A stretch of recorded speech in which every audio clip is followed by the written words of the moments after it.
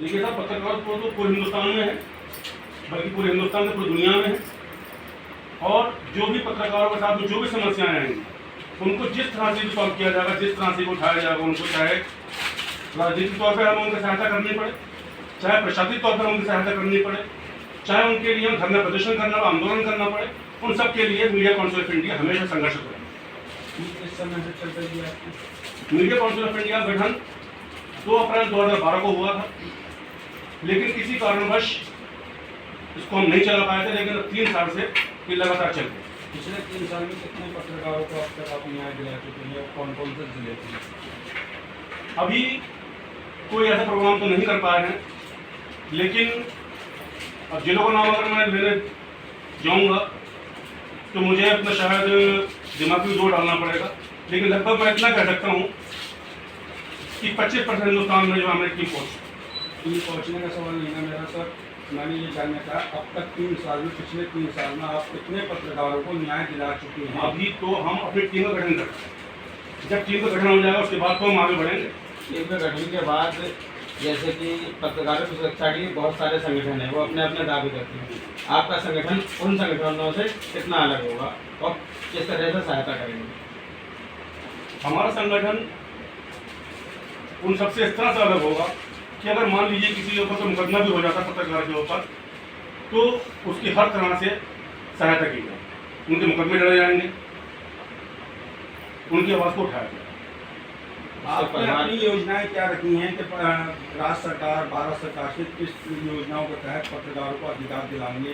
क्या योजनाएं दिला सकते हैं आप? क्या प्लानिंग है आपकी? प्लानिंग ये है कि पत्रकार जो है कोई भी हो, उसकी रेगुलर सैलरी तो होती नहीं है, ना ही उसकी जो सैलरी है उसकी पेंशन होती है। इन सारी बातों को आगे रखकर उसके लिए बात करेंगे सरकार से या केंद्र सरकार से। वो कौन सा समय आएगा बात करने का?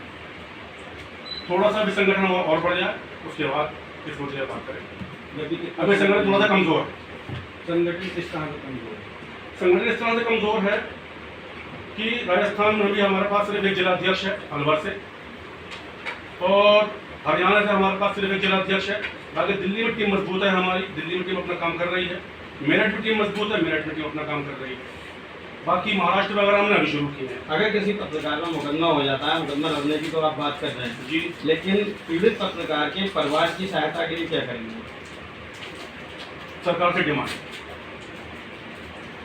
डिमांड करेंगे, बाकी कोई संगठन अपनी तरफ से कोई सहायता नहीं करेगा? अभी नहीं करता, क्योंकि झूठे वादा करने में ही आदत है। जिस तरह से देखा जाता है कि भारतीय जनता पार्टी की पिछले 9 साल से भारत में सरकार है और लगातार पत्रकारों को उत्पीड़न हो रहा है, उसमें आपने अब तक क्या किसी तरह का कोई लेटर या किस तरह की कोई मांग की है जिसकी रोकथाम की है? आप 2-4 इस तरह के मुझे आप बता दीजिए। मेरी जानकारी में बता कोई केस आया नहीं है अभी तक। जब आपकी जानकारी में केस नहीं है तो क्या उम्मीद की जा सकती है आप पत्रकारों का इतनी कुछ कर सकते हैं? जब कोई केस जानकारी में आएगा तब तो उसके बाद फैसला करूंगा इसके ऊपर। जानकारी में आपकी जानकारी का मतलब ये है कि मेरे पास जो कोई या तो कॉल करे, ये इंतजार आप करेंगे कोई आपके पास फरियाद लेकर पहुंचे तो आप फरियाद लेकर पहुंचे तो आप काम करेंगे। और आप क्या कर सकते हो बताइए आप। मीडिया से खबरें मिलेंगी उस पर आप एक्शन करेंगे। मीडिया कौन सी खबर आ रही? कोई खबर नहीं आ रही मीडिया से। लगातार मतलब आप इसका मतलब ये है कि आप बीजेपी सरकार को बदनाम करना चाह रहे हैं? तो आप बीजेपी सरकार को बचाना चाहते हैं? नहीं, मैं तो बचाने वाली बात नहीं कर रहा हूँ, मैं तो अपनी बात कर रहा हूँ। मैं तो पत्रकारों के हित की बात कर रहा हूँ। अब क्या आप जो है मुझे बीजेपी सरकार से आप- आपको मिली थी? आपका मतलब क्या? आपने भी ये कहा कि पिछले 7 साल से या 9 साल से जो सरकार बीजेपी की चल रही है, खुद ही आपके जो है सवाल है अभी, उनके लिए आपने क्या किया? उनके लिए नहीं, उनकी सरकार में लगातार उत्पीड़न हो रहा है, आप 3 साल से सक्रिय हैं। जी, तो मैं ये जानना चाह रहा हूँ कि जो पत्रकारों का उत्पीड़न हो रहा है उसमें अब तक आपने क्या एक्शन अब ये लिया? किया ऐसा है, ये तो हर सरकार के टाइम में होता आया है, स्पेशल बीजेपी सरकार में तो हो नहीं रहा है।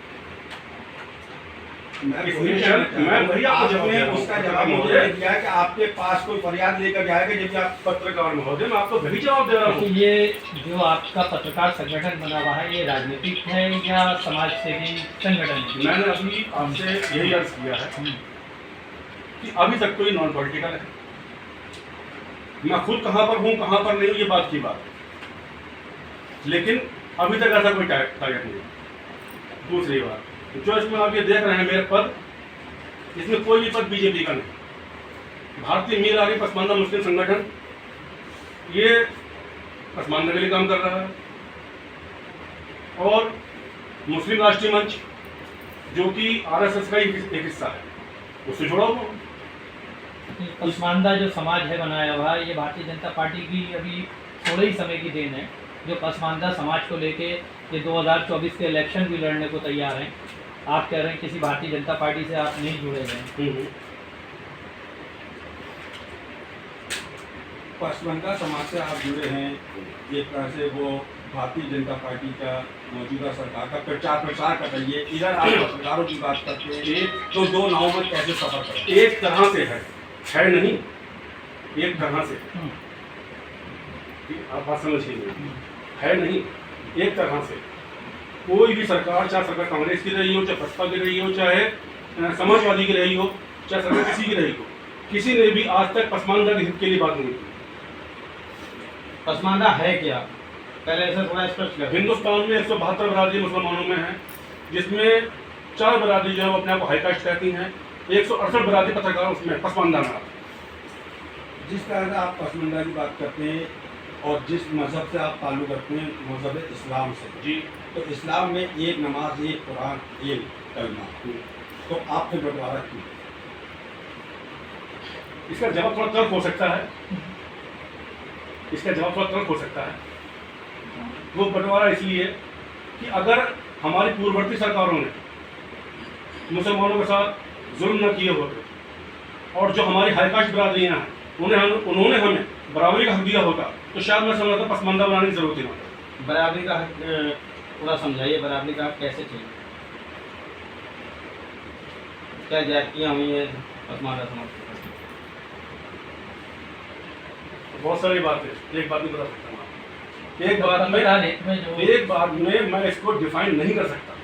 जैसे अभी और आप अभी कुछ ही दिन के बाद में मैं पत्रकार उसके पसमानदा को सम्मेलन करूँगा। जैसे आपने अभी अर्ज किया है, आप पत्रकारों के एक जी विकास की सोच के साथ आज प्रेस कॉन्फ्रेंस कर रहे हैं जी, और उसके साथ साथ आपने अभी पसमानदा के सवाल पर ये कहा कि पूर्व सरकारों में, ठीक है, पूर्व सरकार जी, क्या भारतीय जनता पार्टी की जो डबल इंजन की सरकार चल रही वो पसमानदा या मुसलमानों के साथ शासन नहीं कर रही?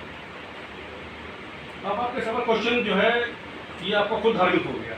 जहाँ मुझे लेकर जाना चाह रहे हैं उसके ऊपर जवाब नहीं दूंगा। आपके सवाल का पहले सवाल है ये। जी नहीं सर, मैं ये जानना चाह रहा हूँ आपने पूर्व सरकारों पर आरोप रखा है, इस पर मौजूदा हाल में क्या चल रहा है? मैंने आपसे अभी क्या कहा कि पूर्ववर्ती सरकारों ने क्या किया।